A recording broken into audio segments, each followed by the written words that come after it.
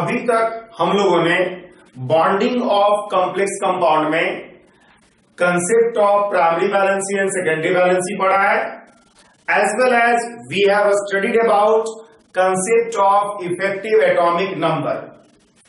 ये दोनों बहुत स्मॉल पार्ट है बॉन्डिंग ऑफ कॉम्प्लेक्स कंपाउंड का और बहुत सिंपल सा कंसेप्ट है। अब हम लोग को दो और कंसेप्ट पढ़ना है बॉन्डिंग इन कॉम्प्लेक्स कंपाउंड में।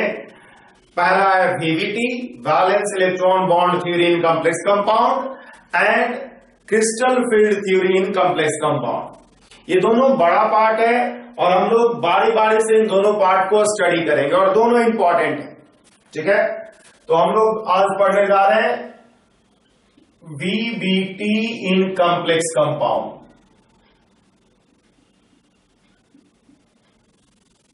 VVT in complex compound, valence bond theory जो है कॉम्प्लेक्स कंपाउंड में क्या होगा।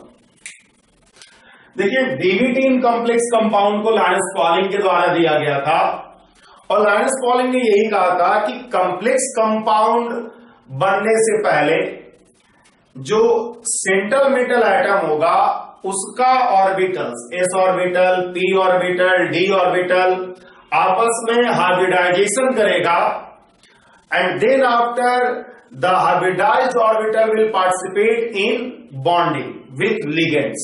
ठीक है, ये प्राइमरी पॉइंट यही है, प्राइमरी कंसेप्ट यही है वीवीटी का कि वीवीटी के अनुसार सेंट्रल मेटल एटम कॉम्प्लेक्स बनाने से पहले सेंट्रल मेटल एटम का ऑर्बिटल्स आपस में हाइब्रिडाइज करेगा, हाइब्रिडाइज करके न्यू सेट ऑफ ऑर्बिटल्स, जिसको हम लोग हाइब्रिडाइज ऑर्बिटल्स कहते हैं, हाइब्रिडाइज ऑर्बिटल्स बनाएगा और वो सभी हाइब्रिडाइज ऑर्बिटल्स बॉन्डिंग में पार्टिसिपेट करेगा इन कॉम्प्लेक्स कंपाउंड फॉर्मेशन। तो ये लाइनस पॉलिंग के द्वारा कंसेप्ट दिया गया है और उन्होंने यही बताया सबसे पहले कि बॉन्डिंग करने से पहले, लिगेंड के साथ बॉन्डिंग करने से पहले सेंट्रल मेटल एटम का ऑर्बिटल्स आपस में हाइब्रिडाइज करेगा और hybridise orbitals will participate in bonding with ligands. ठीक है, तो अकॉर्डिंग टू वीवीटी,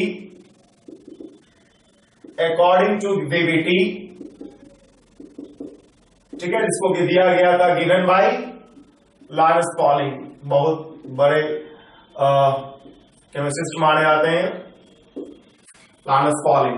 ठीक है, according to VBT given by Linus Pauling, ठीक है, metal atom undergo hybridization, metal atom undergo hybridization before forming complex compound।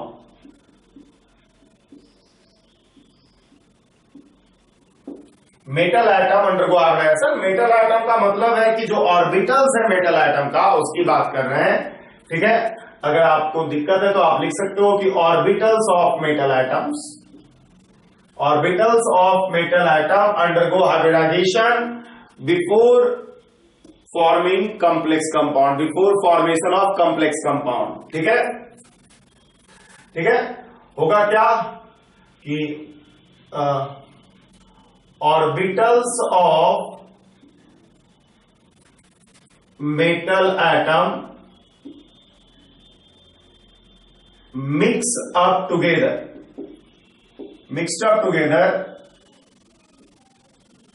to give a new set of hybridized orbitals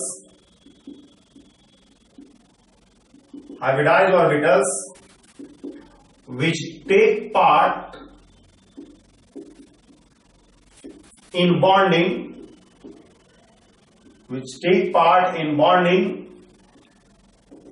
with complex compound,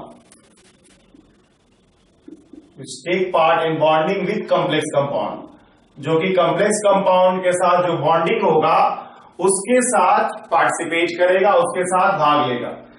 याद रखिए, VVT का basic point यही है, basic concept यही है कि कॉम्प्लेक्स कंपाउंड फॉर्मेशन के पहले atomic orbitals of central metal atom आपस में हाइब्रिडाइज करेगा और हाइब्रिडाइज करके एक new set of orbitals provide करेगा, जिसको हम लोग हाइब्रिडाइज्ड ऑर्बिटल्स कहते हैं, और वही हाइब्रिडाइज्ड ऑर्बिटल्स बॉन्डिंग में भाग लेगा। ठीक है, तो देखिए अब हाइब्रिडाइजेशन जो हो सकता है वो एस पी डी के बीच में होता है। तो जो डी ऑर्बिटल होता है यहां पर वो इनर डी ऑर्बिटल भी भाग ले सकता है और आउटर डी ऑर्बिटल भी भाग ले सकता है। ठीक है, in hybridization of S P and D orbitals, in hybridization of S P and D orbitals क्या होगा?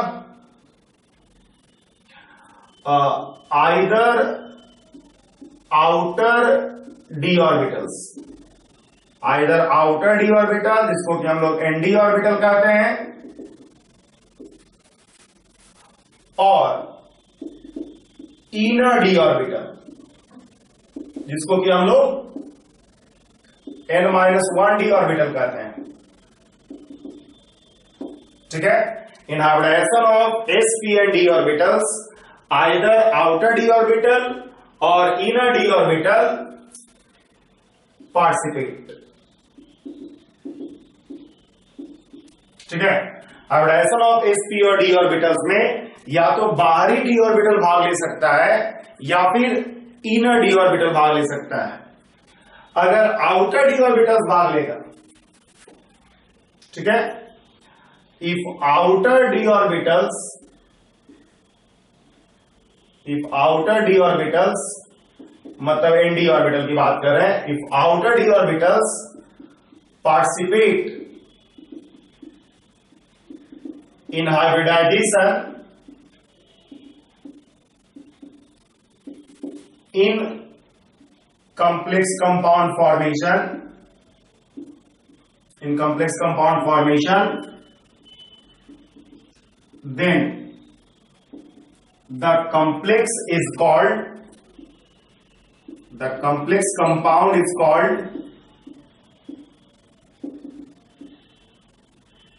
the complex compound is called outer orbital complex। तो हम लोग कॉम्प्लेक्स कंपाउंड को क्या कहेंगे? आउटर ऑर्बिटल कॉम्प्लेक्स कहेंगे। इस तरह का कॉम्प्लेक्स में क्या होता है, जनरली स्पिन जो होता है वो ज्यादा होता है। जो हम लोग एग्जांपल जब हम आगे पढ़ेंगे तो आपको साफ पता चल जाएगा कि इस तरह का जो कॉम्प्लेक्स होगा उसमें स्पिन का वैल्यू ज्यादा होगा, मैग्नेटिक मोमेंट ज्यादा होगा, इसलिए पैरामैग्नेटिक नेचर का होगा। स्पिन ज्यादा होने के कारण इस तरह के कॉम्प्लेक्स को हाई स्पिन कॉम्प्लेक्स भी कहा जाता है। Such complex have generally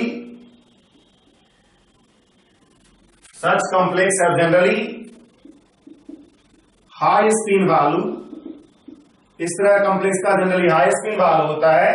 so such complex have generally higher spin value, so they are also called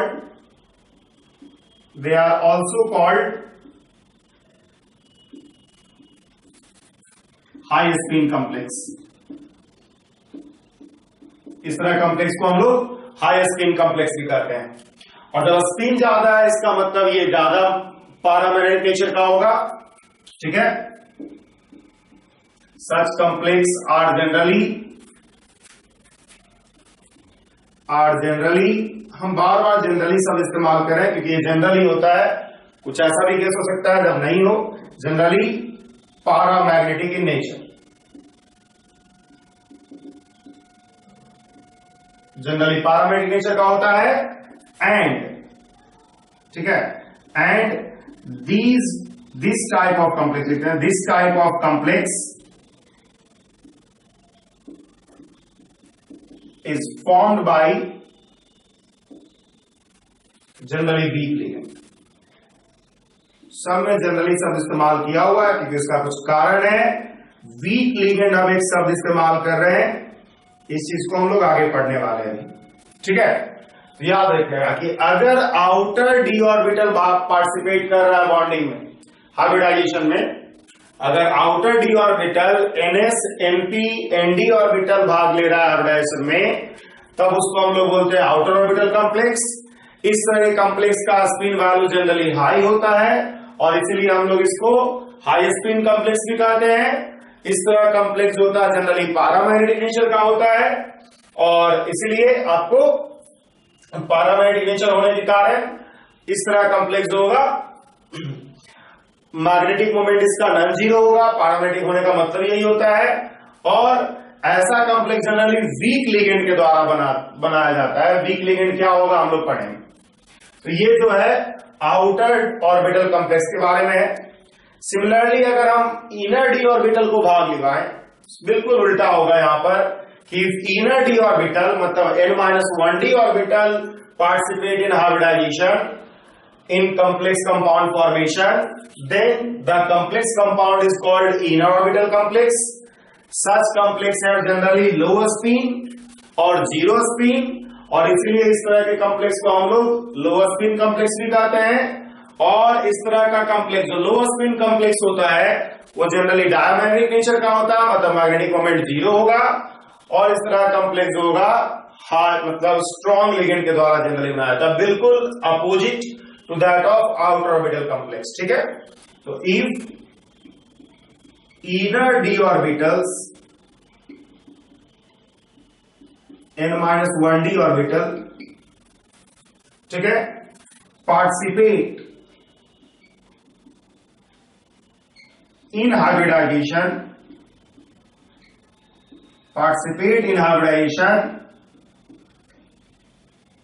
in complex compound formation,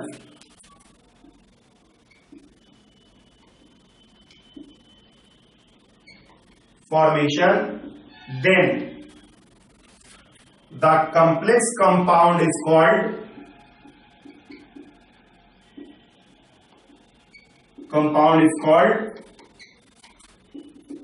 inner orbital complex।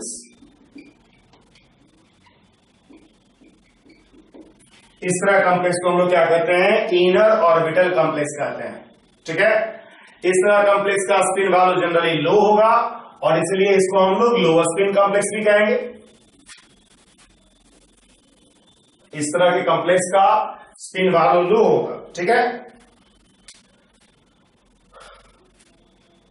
Inner orbital complex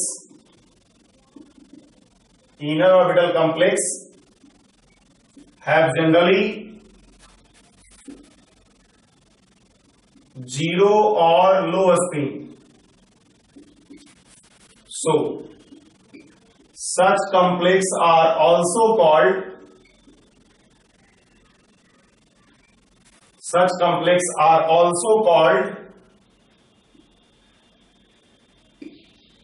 lower spin complex। इस तरह के complex को हम लोग lower spin complex भी कहते हैं।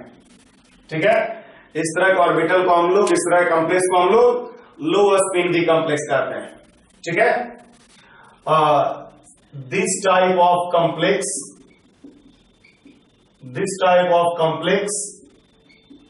Is generally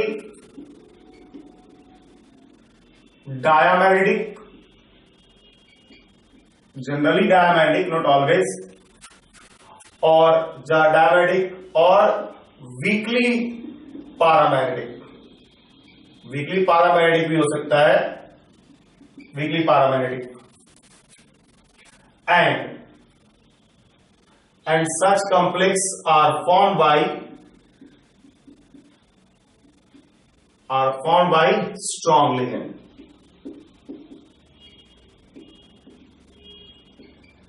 such complex are formed by strong ligand. तो याद रखिएगा कि दो तरह का आपको हाइब्रिडाइजेशन हो सकता है, एक आउटर डी ऑर्बिटल के साथ और एक इनर डी ऑर्बिटल के साथ। आउटर डी ऑर्बिटल के साथ जो कॉम्प्लेक्स बनेगा उसको आउटर ऑर्बिटल कॉम्प्लेक्स, जिसको हाई स्पिन भी कॉम्प्लेक्स कहा जाता है बिकॉज स्पिन वैल्यू जनरली ज्यादा होता है। इस तरह का कॉम्प्लेक्स होगा outer orbital complex, week ligand के द्वारा बढ़ाया जाएगा। जबकि अगर इनर डी ऑर्बिटल भाग ले रहा होगा, N-1d ऑर्बिटल भाग ले रहा होगा हाइब्रिडाइजेशन में, तो उसको हम लोग कहते हैं इनर ऑर्बिटल कॉम्प्लेक्स। और इस तरह का कॉम्प्लेक्स होगा, इनऑर्बिटल कॉम्प्लेक्स कौन बना रहा होगा? इनऑर्बिटल कॉम्प्लेक्स बना रहा होगा स्ट्रॉन्ग लिगेंड। और इस तरह के स्पिन, इस तरह के कॉम्प्लेक्स में स्पिन कम होता है या जीरो होता है, इसलिए इसको हम लोग लोअर स्पिन कॉम्प्लेक्स भी कहते हैं। ठीक है, तो ये चीज आपको दिख रहा होगा, बाकी चीजें तो आप समझ जाओगे धीरे धीरे, जब हम इसको पढ़ेंगे इस पार्ट को तो आपको ये सब आसानी से समझ में आ जाएगा कि आउटर डी ऑर्बिटल में लोअर स्पिन हाई स्पिन होना है, इनर डी ऑर्बिटल में लोअर स्पिन होना है, स्ट्रॉन्ग लिगेंड वीक लिगेंड क्या होता है, ये सारा कुछ। तो देखिए, सबसे पहले हम लोग को अब ये जानना होगा कि स्ट्रॉन्ग लिगेंड और वीक लिगेंड का मतलब क्या है। एक्चुअल में अगर हम वीवीटी को डायरेक्टली अप्लाई कर दें, जिस तरह से हम लोग नॉर्मल कोवलेंट कंपाउंड में वीवीटी को अप्लाई कर रहे थे, तो कॉम्प्लेक्स कंपाउंड में वीवीटी जो होगा फेल कर जाता है। वीवीटी को वैलिड कराने के लिए कॉम्प्लेक्स कंपाउंड में हम लोग को concept of strength of ligand को यूज करना होता है फ्रॉम क्रिस्टल फील्ड थ्योरी। जो लिगेंड फील्ड थ्योरी है, क्रिस्टल फील्ड थ्योरी है, उसमें एक कंसेप्ट पढ़ा जाएगा, आगे हम लोग पढ़ाएंगे आपको। उसमें एक कंसेप्ट आपको बताया जाएगा कि कुछ लिगेंड स्ट्रॉन्ग लिगेंड होता है, कुछ लिगेंड वीक लिगेंड होता है। तो उस कंसेप्ट को, स्ट्रॉन्ग लिगेंड और वीक लिगेंड के कंसेप्ट को हम लोग इस्तेमाल करेंगे यहां पर, ताकि वीवीटी को वैलिड कराया जा सके। वीवीटी को अगर हम डायरेक्टली अप्लाई कर दें without concept of strength of ligand, तो वीवीटी जो होगा कॉम्प्लेक्स कंपाउंड में फेल कर जाता है। ठीक है, तो याद रखिएगा कि VVT, if VVT is directly applied in complex compound,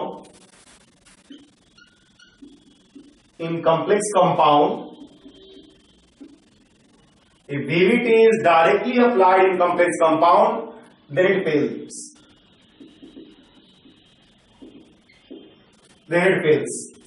ठीक है, तब ये क्या होगा? फेल कर जाएगा। To make VVT applicable, in complex compound,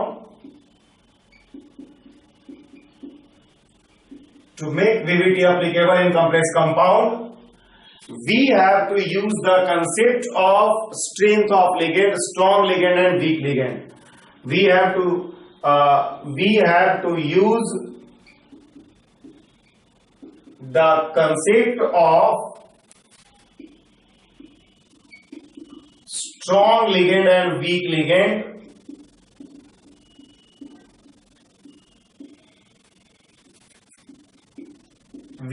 use the concept of strong ligand and weak ligand in complex of crystal field theory.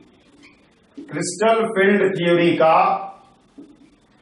जो concept होता है स्ट्रॉन्ग लिगेंड और वीक लिगेंड का, उसको हम लोग को इस्तेमाल करना होगा ताकि हम वीवीटी को वैलिड करा सके।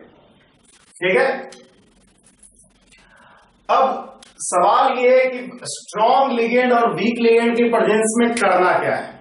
देखिए, स्ट्रॉन्ग लिगेंड और वीक लिगेंड क्या होता है, ये चीजें आपको सीएफटी में ज्यादा अच्छे से क्लियर होगा। हम बस यहां पे बताते हैं आपको ये कि वीवीटी में स्ट्रॉन्ग लिगेंड के प्रेजेंस में और वीक लिगेंड के प्रेजेंस में आपको क्या करना है। ठीक है, वीवीटी में आपको स्ट्रॉन्ग लिगेंड और वीक लिगेंड के प्रेजेंस में क्या करना है। तो सबसे पहली बात यह है कि स्ट्रॉन्ग लिगेंड का कुछ एग्जांपल दिखाते हैं। ठीक है, order of strength of ligand.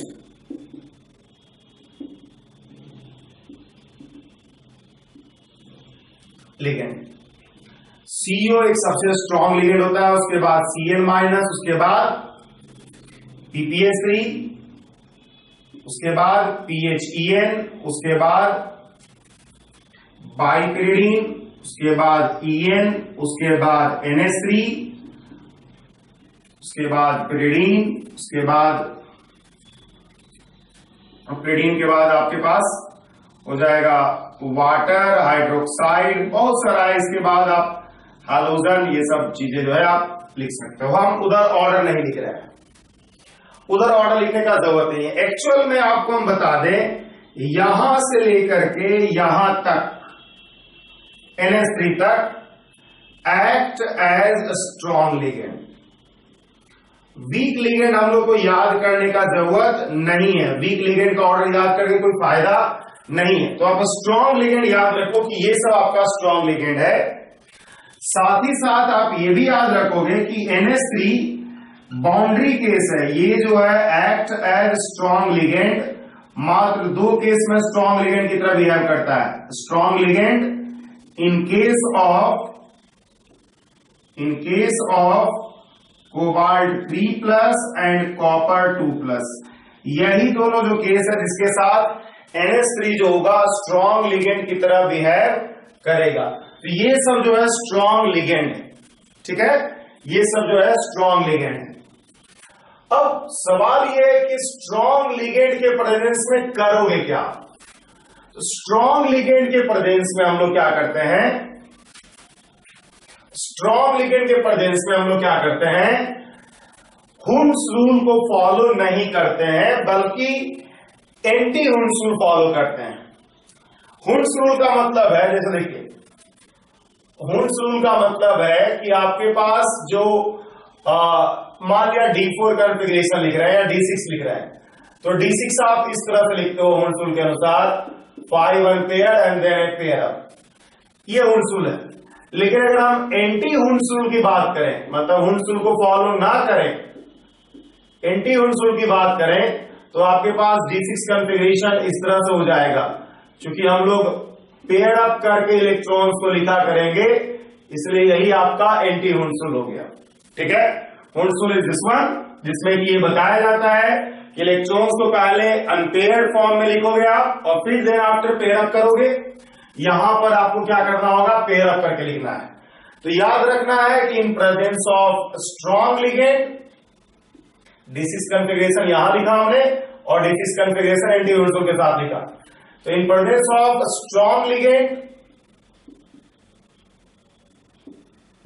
in presence of a strong ligand, anti-Huns rule is followed. Anti-Huns rule is followed.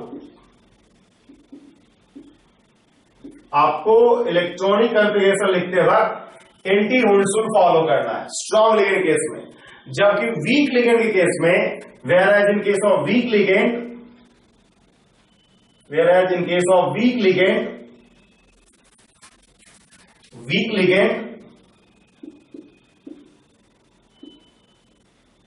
ठीक है, क्या होगा, हुंस rule is follow, हुंस rule is followed.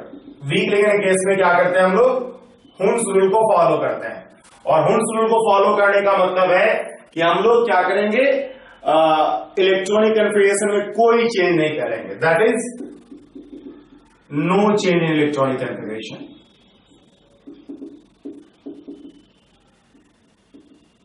No change in electronic configuration, electronic configuration में कोई change नहीं होगा, ठीक है।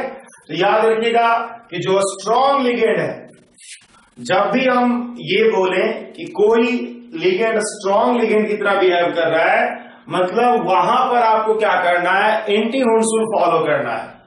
और जब आपको बोला जाए वीक लिगेंड है, तो हुंस रूल फॉलो करना है, जैसा कि आप जनरली करते हो। इसलिए वीक लिगेंड के केस में कोई चेंज नहीं होगा इलेक्ट्रॉनिक कॉन्फ़िगरेशन में, जबकि स्ट्रॉन्ग लिगेंड के केस में क्या होगा, एंटी हुंस रूल फॉलो करना होगा आपको। अगर आपका D6 कॉन्फ़िगरेशन इस तरह का आता है, उसको एंटी हुंस रूल के टर्म में कैसे लिखोगे, आप पेयर अप करके लिखा करोगे। तो याद रखिएगा स्ट्रेंथ ऑफ लिगेंड, ये स्ट्रेंथ जो स्ट्रॉन्ग लिगेंड है उसको आपको याद करना पड़ेगा। हालांकि देखिए, कभी कभी मान लिया आपको इन सब में से कुछ दे ही नहीं, ये सब जो केस हमने लिखा है इन सब में से कुछ नहीं दिया जाए। मान लिया हम दे दें DMG, मान लिया हमने आपको एक दे दिया DMG क्या, स्ट्रॉन्ग लिगेंड की वीक लिगेंड। तो याद रखिएगा कि लिगेंड का स्ट्रेंथ कुछ टर्म्स पे डिपेंड करता है। DMG यहां पे नहीं लिखा हुआ है, लेकिन DMG भी एक स्ट्रॉन्ग लिगेंड होता है, डाई मिथाइल ग्लाइकोजाइम भी एक स्ट्रॉन्ग लिगेंड होता है। तो एक्चुअल में स्ट्रेंथ ऑफ लिगेंड कुछ बातों पे डिपेंड करता है। पहला पॉइंट होता है कि वो कि उसमें डोनर एटम कौन है। डोनर एटम पे स्ट्रेंथ ऑफ लिगेंड डिपेंड करता है और डेंसिटी पे स्ट्रेंथ ऑफ लिगेंड डिपेंड करता है।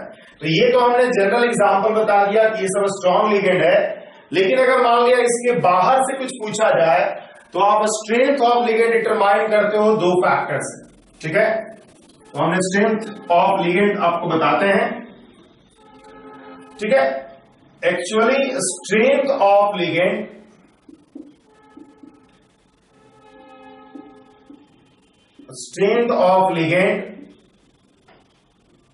Depends on two factors. दो फैक्टर्स जिसपे कि स्ट्रेंथ ऑफ लिगेंड डिपेंड करता है। पहला donor atom, strength of ligand ये होता है, स्ट्रेंथ ऑफ लिगेंड का जो ऑर्डर होगा डोनर एटम पे इस तरह से डिपेंड करता है। अगर कार्बन डोनर हुआ, अगर इलेक्ट्रॉन कार्बन से डोनेट हो रहा है तो स्ट्रांग होगा, फास्फोरस डोनर हुआ तो स्ट्रांग होगा, नाइट्रोजन डोनर हुआ तो स्ट्रांग होगा, ऑक्सीजन डोनर हुआ तो वीक होगा और हेलोजन डोनर हुआ तो वीक होगा। एक्चुअल में नाइट्रोजन डोनर का केस जो है वही सबसे ज्यादा ट्रबल करेगा आपको। नाइट्रोजन डोनर दोनों में होता है, जैसा कि आप देख सकते हो, कुछ नाइट्रोजन डोनर जो होगा स्ट्रॉन्ग लिगेंड की तरह बिहेव करेगा, कुछ ना, ये सब जो है स्ट्रॉन्ग लिगेंड है और ये सब जो है वीक लिगेंड है। कुछ नाइट्रोजन डोनर का ऐसा सिचुएशन है कि अगर नाइट्रोजन आइटम इलेक्ट्रॉन डोनेट कर रहा होगा तो वो स्ट्रॉन्ग की तरह बिहेव करता है, वीक की तरह बिहेव करता है। तो जो नाइट्रोजन डोनर का केस है कि नाइट्रोजन आइटम अगर डोनर की तरह बिहेव कर रहा होगा तो ट्रबल आएगा आपको। ट्रबल आएगा जैसे देखोगा NH3 strong and weak both है, EN स्ट्रॉन्ग है, नाइट्रोजन डोनर ही इन सब में, पिरिडीन वीक है, बाइपिरिडीन स्ट्रॉन्ग है। तो ये सभी पॉइंट है, इस पे डिपेंड करेगा, मतलब डोनर आइटम पे डिपेंड करेगा पहला। और दूसरा डेंसिटी पे। स्ट्रेंथ ऑफ लिगेंड जो होगा डायरेक्टली प्रोपोर्शनल टू डेंसिटी होगा, directly proportional to density of ligand होगा। जैसे कि अगर हम नाइट्रोजन डोनर की बात करें, जैसे कि हम अगर नाइट्रोजन डोनर की बात करें कुछ, ठीक है, तो देखिए NH3 वीक है, लेकिन NH2 CH2 CH2 NH2 ethylene diamine bidentate हो गया तो ये स्ट्रॉन्ग हो गया। DMG इसमें नाइट्रोजन डोनर ही होता है तो क्या हो गया, स्ट्रॉन्ग हो गया। पिरिडीन वीक है लेकिन बाइपिरिडीन नाइट्रोजन डोनर ही है दोनों में, लेकिन बाइपिरिडीन हो गया तो स्ट्रॉन्ग हो गया, ठीक है। इसी तरह से जो है आप देख सकते हो EDTA बहुत ज्यादा स्ट्रॉन्ग होगा चूंकि डेंसिटी बहुत ज्यादा बढ़ गया है, जो नाइट्रोजन डोनर है, ठीक है। डाइन स्ट्रॉन्ग होगा, ट्राइन स्ट्रॉन्ग होगा क्योंकि डेंसिटी क्या हो रहा है, बढ़ रहा है। तो याद रखिएगा कि आपको ये चीजें गौर करना होगा कि अगर कार्बन डोनर हुआ, फास्फोरस डोनर हुआ, तब तो लिगेंड स्ट्रॉन्ग होगा ही। नाइट्रोजन डोनर के केस में थोड़ा ट्रबल है, तो नाइट्रोजन डोनर के केस में आप याद रखोगे कि अगर डेंसिटी 2 या 2 से ज्यादा है तो स्ट्रॉन्ग होगा, डेंसिटी 1 है तब थोड़ा ट्रबल है। उसमें आपको NH3 में थोड़ा ट्रबल है, NH3 के साथ हम स्टार मार्क लगा देते हैं बिकॉज NH3 जो होता है एक्ट एज स्ट्रॉन्ग लिगेंड, याद रखना होगा आपको, थोड़ा act as strong ligand with cobalt 3+ and copper 2+। इसको हमने अभी पहले ही बताया और दोबारा लिख रहे हैं। NH3 वीक होता है, इन जनरल वो वीक की तरह बिहेव करेगा, लेकिन वो स्ट्रॉन्ग लिगेंड की तरह बिहेव करेगा। तो देखिए पहली बात तो आपको याद रखना चाहिए कौन कौन स्ट्रॉन्ग है। CO, CN-, PPS3, PHEN, phenyl मतलब बाइपिरिडीन, EN मतलब इथिलीन डायमीन, NH3 स्ट्रॉन्ग है। लेकिन इसके अलावा अगर कुछ और आ जाए तब आपको डोनर एटम पहचानना है एज वेल एज डेंसिटी पहचानना है। कार्बन डोनर है, फास्फोरस डोनर है, वो स्ट्रॉन्ग होगा ही, लेकिन नाइट्रोजन डोनर में अगर डेंसिटी 1 है तो वो वीक की तरह जनरली ज्यादा बिहेव करेगा, लेकिन अगर डेंसिटी 2 से ज्यादा है या 2 या 2 से ज्यादा है तो स्ट्रॉन्ग लिगेंड की तरह बिहेव करेगा। ठीक है, तो ये स्ट्रेंथ ऑफ लिगेंड को जानने का तरीका, ये बहुत इंपॉर्टेंट पॉइंट होता है स्ट्रेंथ ऑफ लिगेंड जानना। एक और इंपॉर्टेंट पॉइंट है यहां पर स्ट्रेंथ ऑफ लिगेंड के केस के लिए, तो नोट में करके एक और पॉइंट हम लिख देते हैं। देखिए स्ट्रेंथ ऑफ लिगेंड जो है सेंट्रल मेटल एटम पे भी डिपेंड करता है।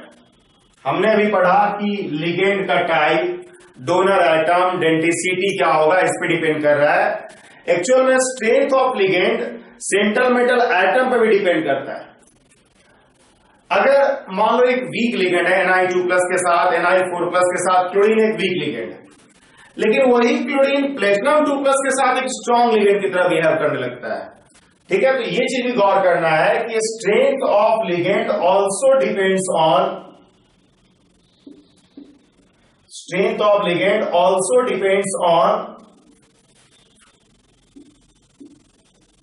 सेंट्रल मेटल एटम और आयन। ठीक है, जैसे कि क्लोराइड जो है Na2+, chloride act as weak ligand. याद रखिएगा ये सवाल, वीक लिगेंड विद Na2+, लेकिन chloride act as strong ligand, जो कि एक वीक लिगेंड है लेकिन ये स्ट्रॉन्ग लिगेंड की तरह बिहेव करना शुरू कर देता है विद प्लेटिनम 2+। एक्चुअल में स्ट्रेंथ ऑफ लिगेंड एक्चुअली क्या होता है, और ये सब केस आपको ज्यादा नहीं पूछा जाएगा, लेकिन ये सवाल पूछा गया है, ट्रिपल ई के द्वारा ये पूछा गया है कि PTCl4 2- का स्ट्रक्चर क्या होगा, शेप क्या होगा। तो याद रखिए यहां पर क्लोरीन जो होगा स्ट्रॉन्ग लिगेंड की तरह बिहेव करता है। एक्चुअल में जैसे जैसे आप डी ब्लॉक में नीचे की तरफ जाओगे मेटल के टाइम में, आपका जो स्ट्रेंथ ऑफ लिगेंड होगा वो बढ़ेगा। Actually as we move down in d block, ठीक है, strength of ligand increases, strength of ligand increases. ये बहुत इंपॉर्टेंट है लेकिन बहुत कम यूज होगा इसका, इस कंसेप्ट का बहुत कम यूज करेंगे। मतलब आप याद रखो कि प्लेटिनम वगैरह ऐसा केस है जिसके साथ एक वीक लिगेंड भी स्ट्रॉन्ग लिगेंड की तरह भी है करेगा, क्योंकि प्लेटिनम, निकेल, पैलेडियम, प्लेटिनम नीचे है, डी ब्लॉक में नीचे है, मतलब 5D सीरीज का है। 5D सीरीज का होने के कारण जैसे जैसे आप नीचे जाओगे डी ब्लॉक में, स्ट्रेंथ ऑफ लिगेंड क्या होगा, बढ़ेगा with central metal atom.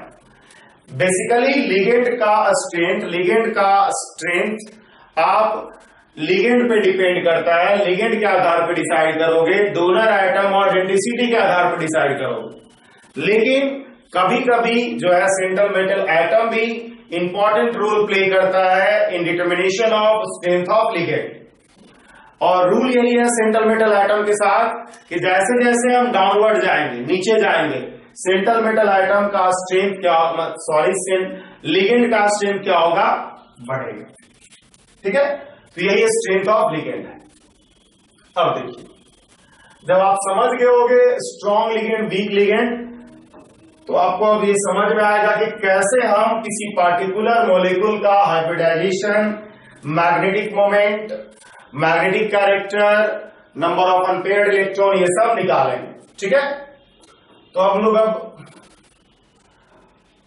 Question ये दे रहे हैं, calculate hybridisation, magnetic moment,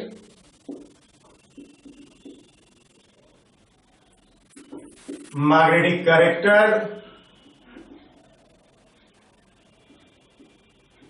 number of unpaired electron, number of unpaired electrons and, ठीक है, number of unpaired electrons को निकालना है, as well as and type of complex, outer orbital complex है कि inner orbital complex in following case.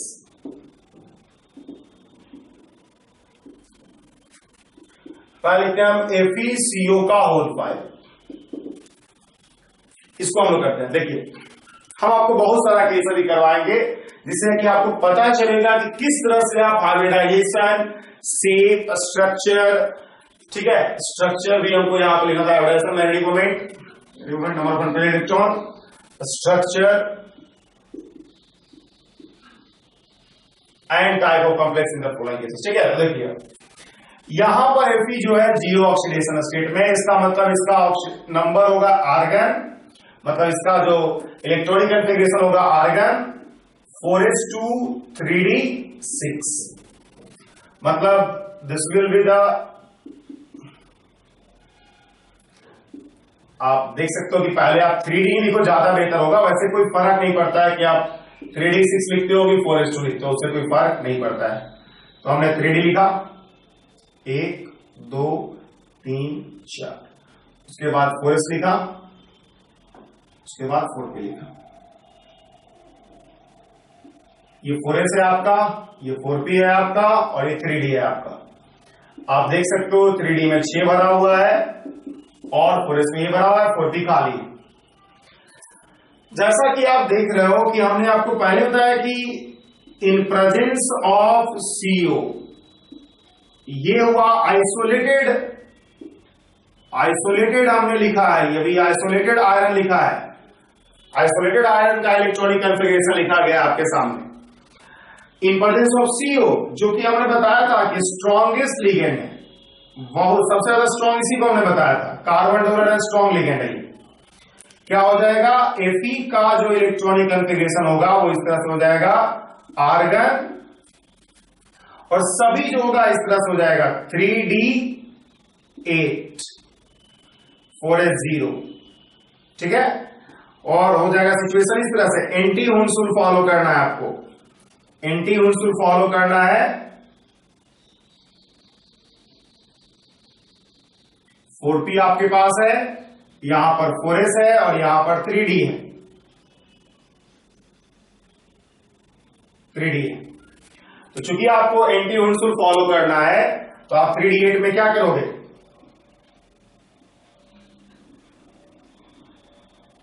ठीक है, आप ऐसा स्थिति कर दोगे, ये सिचुएशन कर दोगे। देखो ना आपका जो सिचुएशन होगा वो इस तरह से होगा, एंटी हुंसुल, हमने इलेक्ट्रॉन को पेयर अप करके लिखा। अब आपके पास क्या है, 5 CO है, हर के पास एक इलेक्ट्रॉन पेयर है, सभी जो है इलेक्ट्रॉन पेयर देगा और जो वैकेंट ऑर्बिटल है उसमें क्या होगा, भरेगा, ठीक है। और इस तरह से क्या होगा, सभी जो होगा एक इलेक्ट्रॉन पेयर दे रहा होगा, लिगेंड 1 इलेक्ट्रॉन पेयर डोनेट करता है, लिगेंड जो है 1 इलेक्ट्रॉन पेयर डोनेट करता है, और इस तरह से आपका जो हाइब्रिडाइजेशन हो जाएगा वो क्या हो जाएगा, हाइब्रिडाइजेशन जो हो जाएगा इस केस में क्या हो जाएगा, DsP3 हो जाएगा, DsP3 हाइब्रिडाइजेशन। 5 लिगेंड है, 5 ऑर्बिटल चाहिए, ये सभी ऑर्बिटल DsP3 हाइब्रिडाइजेशन करेगा, और DsP3 हाइब्रिडाइजेशन का मतलब हुआ inner orbital complex, inner orbital complex हुआ। आप देख सकते हो नंबर ऑफ अनपेयर्ड इलेक्ट्रॉन एक भी नहीं है, नंबर ऑफ अनपेयर्ड इलेक्ट्रॉन 0 है, और इसका मतलब म्यू जो मैग्नेटिक मोमेंट होगा वो under root n×n+2 bore magnet होता है, ये हम लोग पढ़ चुके हैं केमिकल बॉन्डिंग में, ठीक है। ये बात याद रखिएगा कि magnetic moment will be equal to n×n+2, n जहां पर नंबर ऑफ अनपेयर्ड इलेक्ट्रॉन है। तो चूंकि आप देख सकते हो नंबर ऑफ अनपेयर्ड इलेक्ट्रॉन आपके पास 0 है, इसलिए मैग्नेटिक मोमेंट हो जाएगा 0, इसका मतलब हो जाएगा ये डायामैग्नेटिक। तो ये जो होगा डायामैग्नेटिक होगा, इनऑर्बिटल कॉम्प्लेक्स है, लोअर स्पिन कॉम्प्लेक्स आएगा, चूंकि स्ट्रॉन्ग लिगेंड की तरह बिहेव कर रहा था, स्ट्रॉन्ग लिगेंड का केस हमने लिया था। और अगर हम इसके स्ट्रक्चर की बात करें तो DsP3 हाइब्रिडाइजेशन के साथ जो स्ट्रक्चर आएगा इसका वो आएगा trigonal bipyramidal, trigonal bipyramidal. This will be the structure of the complex compound form. ठीक है, यही जो है आपका क्या होगा, स्ट्रक्चर होगा कॉम्प्लेक्स कंपाउंड का, FeCO का होल 5 का। यही तरीका है आपको किसी भी कॉम्प्लेक्स कंपाउंड का hybridisation, structure, magnetic moment, number of unpaired electron, magnetic character decide करने का। ठीक है, सबसे पहले हम आइसोलेटेड एटम का या आइसोलेटेड आयन का इलेक्ट्रॉनिक कॉन्फ़िगरेशन लिखोगे, फिर लिगेंड को देखते हुए, लिगेंड अगर स्ट्रांग है तो एंटी हुंसुल फॉलो कर दोगे, लिगेंड अगर वीक होता तो हम लोग हुंसुल जैसा इलेक्ट्रॉनिक कॉन्फ़िगरेशन था वैसा ही रहने देते और आगे बढ़ते, लेकिन स्ट्रांग लिगेंड है इसलिए ऐसा होगा। अब देखिए हम कुछ और एग्जांपल करते हैं।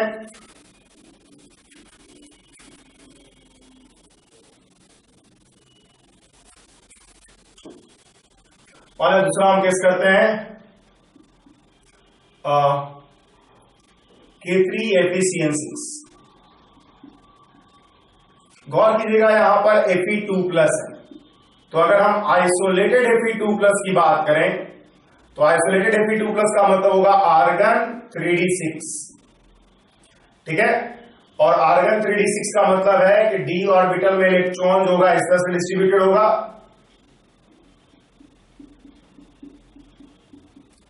ठीक है, इन presence of cyanide, in presence of Cn- ion,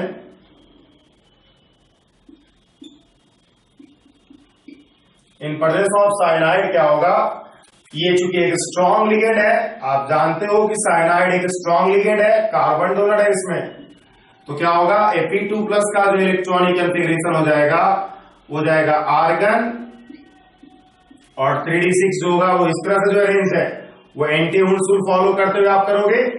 आपके पास 4s है और आपके पास 4p है। ठीक है, आपके पास 4s है और 4p है, 3d के पास ये है सिचुएशन, 4s है और 4p है। आपके पास 3d में क्या होगा, 6 इलेक्ट्रॉन इस तरह से भरा होगा, एंटी हुंसुल फॉलो कर रहा है स्ट्रॉन्ग लिगेंड के प्रेजेंस में। आपके पास 6 साइनाइड आयन है, तो सभी जो होगा 2 इलेक्ट्रॉन डोनेट कर रहा होगा, 6, तो 1 2 3 4 5 6। हमने इस तरह से दिखाया इलेक्ट्रॉन को क्रॉस करके ताकि आपको अंतर पता चल सके ये इलेक्ट्रॉन और ये इलेक्ट्रॉन में। तो ये 6 इलेक्ट्रॉन जो हो गया है 6 साइनाइड के द्वारा दिया गया है। हम लिख देते हैं, सबको बारी बारी से हम पूरा नहीं बना रहे लेकिन सब यही दे रहा है। ठीक है, सब यही दे रहा है। तो ये आप देखोगे क्या होगा hybridisation, D2sp3 hybridisation, D2sp3 hybridisation. Structure की बात करोगे आप तो D2sp3 6 hybridise orbital octahedral structure obtain करता है, ऑक्टाहेड्रल स्ट्रक्चर ऑब्टेन करेगा। जैसा कि आपको दिख ही रहा होगा D2sp3 है, इसका मतलब इनर ऑर्बिटल कॉम्प्लेक्स है, इनर ऑर्बिटल कॉम्प्लेक्स है। इसके पास नंबर ऑफ अनपेयर्ड इलेक्ट्रॉन एक भी नहीं है, इसलिए मैग्नेटिक मोमेंट भी क्या होगा, नंबर ऑफ अनपेयर्ड इलेक्ट्रॉन एक भी नहीं है, 0 है, तो magnetic moment mu will be equal to √n into n+2 Bohr magnet and that will be equal to 0। Magnetic moment जो होगा यहां पर 0 हो जाएगा। ये बात समझ में आ गया होगा आपको कि मैग्नेटिक मोमेंट यहां पर 0 होगा और इसलिए क्या होगा, ये डायमैग्नेटिक होगा। से लास्ट पॉइंट हम ये भी लिख सकते हैं कि डायमैग्नेटिक होगा।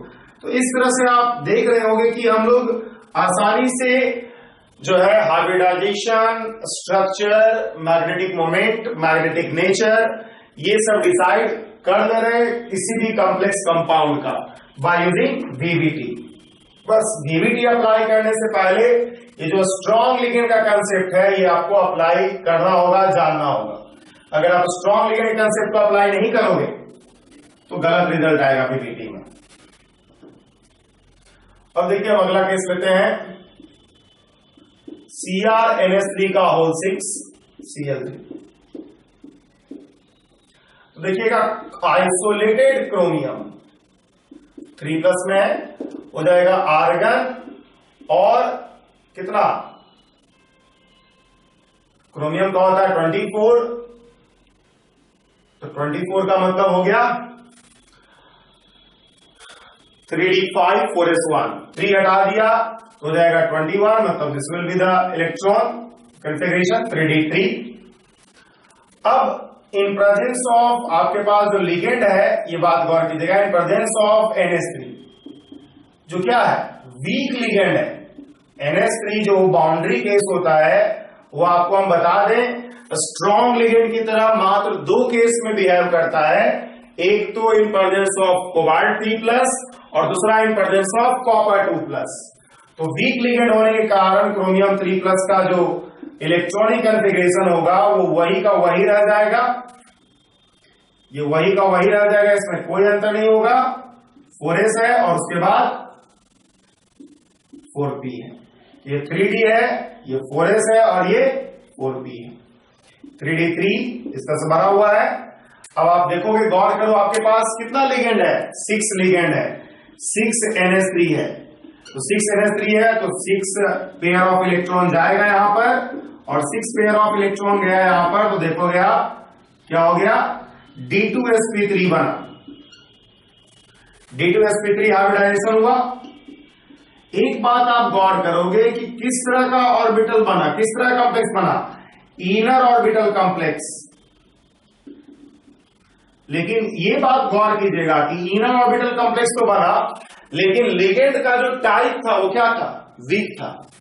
तो ये बात गौर कीजिएगा कि जो हमने शुरू में लिखा था कि presence of strong ligand inner orbital complex बनता है, सारा कुछ जनरल रूल था, ऐसा कुछ नहीं है कि वीक लिगेंड के प्रेजेंस में इनर नहीं बन सकता है, बन गया। देखिए, जब ये वैकेंट ही था तो आपको इनर ऑर्बिटल कॉम्प्लेक्स बनाना होगा, अगर ये भरा होता तो हम लोग इनर ऑर्बिटल कॉम्प्लेक्स नहीं बनता, आउटर ऑर्बिटल बनता, लेकिन ये खाली है इसलिए इनर ऑर्बिटल कॉम्प्लेक्स बन गया। स्ट्रक्चर आप देख सकते हो कि ऑक्टाहेड्रल होगा D2sp3 के साथ। नंबर ऑफ अनपेयर्ड इलेक्ट्रॉन आप देख रहे होगे, नंबर ऑफ अनपेयर्ड इलेक्ट्रॉन कितना है, 3, और इसलिए magnetic moment will be equal to √n into n+2 Bohr magnet, मतलब √3 into 3+2 that will be equal to √15 Bohr magnet. ठीक है, और इसलिए क्या होगा, क्योंकि मैग्नेटिक मोमेंट नॉन जीरो है, इसका मतलब है कि पैरामैग्नेटिक नेचर का हो। ठीक है, तो इस तरह से हमने CrNH3 का होल 6 Cl3 का स्ट्रक्चर से structure, hybridisation, type of complex, number of unpaired electron, magnetic moment, magnetic character, ये सब कैलकुलेट कर लिया। अब देखिए कुछ और एग्जांपल हम करते हैं। मान लिया हम कहते हैं आपसे कि NiDMg का होल ट्वाइस Cl2। देखिएगा, आइसोलेटेड Ni2+, यहां पर Ni2+ हो जाएगा आर्गन और 3d8। 3d8 आप अच्छे समझते होंगे कि 3d8 का कॉन्फ़िगरेशन इस तरह का होगा। लेकिन in presence of DMg, in presence of DMg dimethyl glyoxime, जो कि एक स्ट्रॉन्ग लिगेंड होता है, स्ट्रॉन्ग लिगेंड की तरह बिहेव करता है, बिकॉज नाइट्रोजन डोनर है और डेंसिटी एक से ज्यादा है, 2 डेंसिटी है। ठीक है, तो Ni2+ का जो कॉन्फ़िगरेशन होगा वो Ni आर्गन 3d8 जो होगा वो इस तरह से हो जाएगा, 8 है मतलब 4 पेयर ऑफ इलेक्ट्रॉन बनेगा, 4 बन गया। इंटीवंशुल फॉलो किया हमने 4s और फिर 4p, ये सब वैकेंट है। तो आप देख रहे हो कि 3d है, 4s है और 4p है। अब जब आपके पास देखोगे 2 DMg है, मतलब 4 इलेक्ट्रॉन पेयर है। DMg जो होता है बाइडेंटेट लिगेंड है, और बाइडेंटेट लिगेंड का मतलब है कि आपके पास हर लिगेंड के कॉरस्पॉन्डिंग 2 पेयर ऑफ इलेक्ट्रॉन होगा। 2 पेयर ऑफ इलेक्ट्रॉन अगर आप भरोगे तो आपका जो हाइब्रिडाइजेशन होगा वो देखोगे क्या होगा, एक D, एक S और एक 2p, DsP2 hybridisation. DsP2 hybridisation हुआ, इस तरह के हाइब्रिडाइजेशन के साथ जो स्ट्रक्चर होता है वो स्क्वायर प्लेनर होता है। ठीक है, इनर ऑर्बिटल कॉम्प्लेक्स बन रहा है, जैसा कि देख सकते हो इनर डी ऑर्बिटल भाग रहा है, इनर ऑर्बिटल कॉम्प्लेक्स बन रहा है।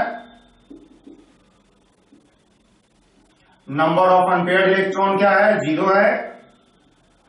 साफ है कि नंबर ऑफ अनपेयर्ड इलेक्ट्रॉन क्या होगा, यहां पर 0 होगा, इसलिए mu will be equal to under root n into n plus 2। n number of electron ही होता है, 0 हो गया मतलब डायमैग्नेटिक हो गया।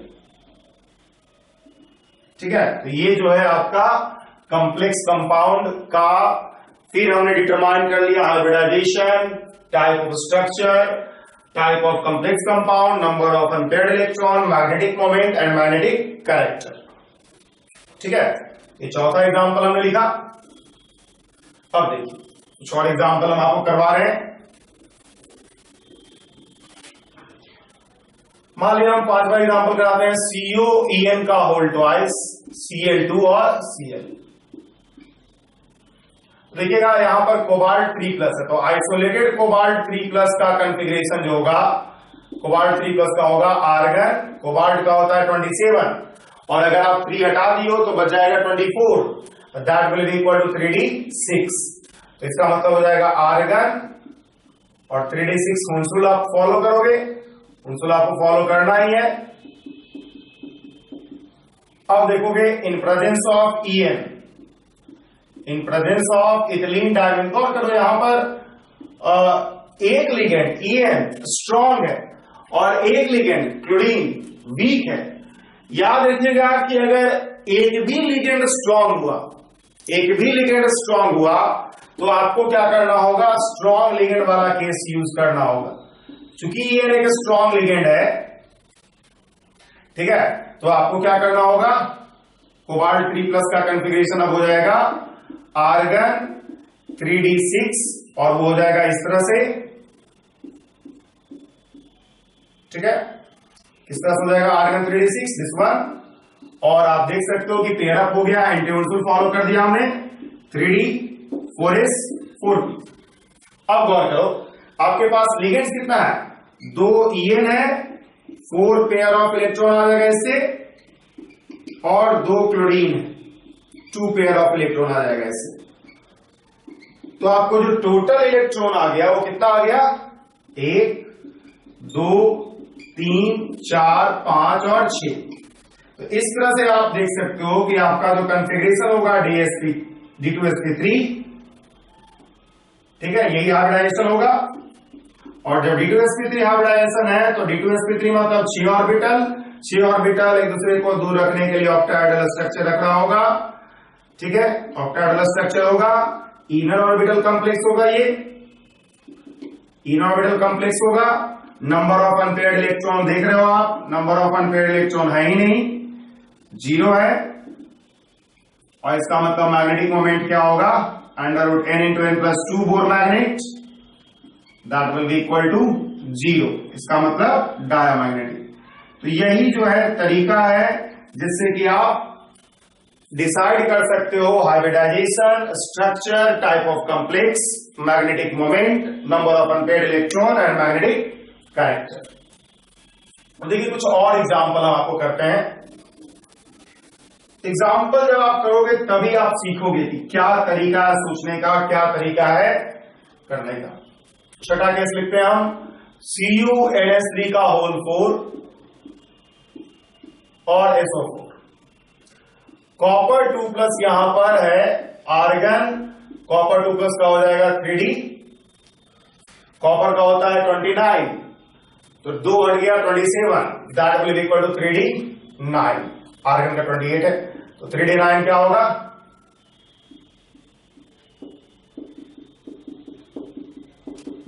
दिस वन होगा। आइसोलेटेड कॉपर की बात कर रहे हैं, इन प्रेजेंस ऑफ NS3,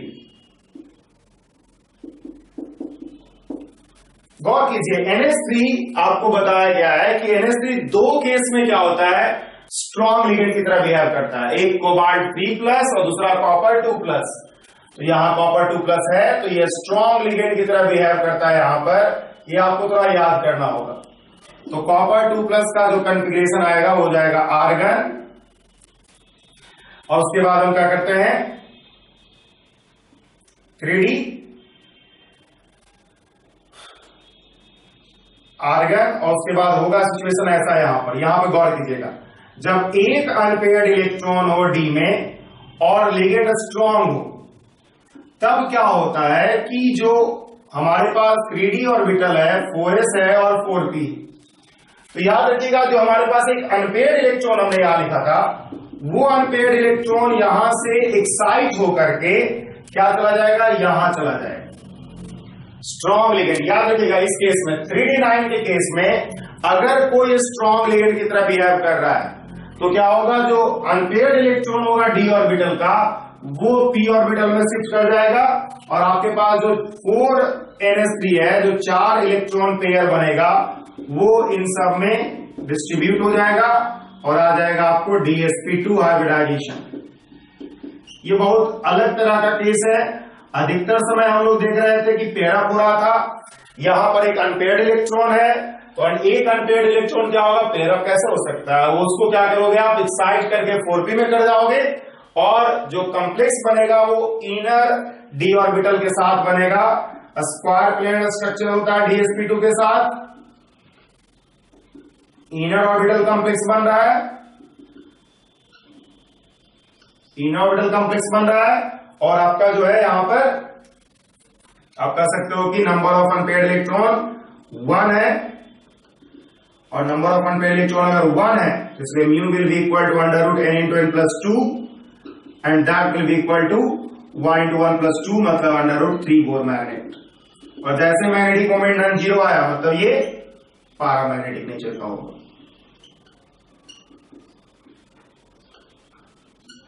ठीक है, तो ये जो है हमने कुछ केस किया, कुछ एग्जाम्पल किया, जिसके आधार पे आप बीवीटी के आधार पे स्ट्रेंथ ऑफ लिगेंड का कंसेप्ट अप्लाई करके हम स्ट्रक्चर और शेप को डिटरमाइन कर पा रहे हैं। ठीक है, structure, hybridisation, number of unpaired electron, ये सब डिटरमाइन कर रहे हैं। ठीक है, इस तरह से हम लोग बीवीटी को फिनिश कर रहे हैं। कुछ और भी सवाल हम लोग करेंगे, बॉन्डिंग अगला क्लास में हम लोग CFT शुरू करेंगे, और CFT करने के बाद CFT जब फिनिश हो जाएगा तो बॉन्डिंग पे बेस्ड हम बहुत सारा सवाल करवाएंगे, जिसमें कि सबसे ज्यादा सवाल बीवीटी पे ही बेस्ड होगा। ठीक है, तो हम इस तरह का सवाल आगे भी करने जा रहे हैं, इसलिए आपको अभी इतना से आपको समझ में आ रहा होगा, आप सवाल अप्रोच कर सकते हो अगले क्लास में, और उसके अगले क्लास में हम लोग बहुत सारा सवाल इन सब बेस्ड और करेंगे।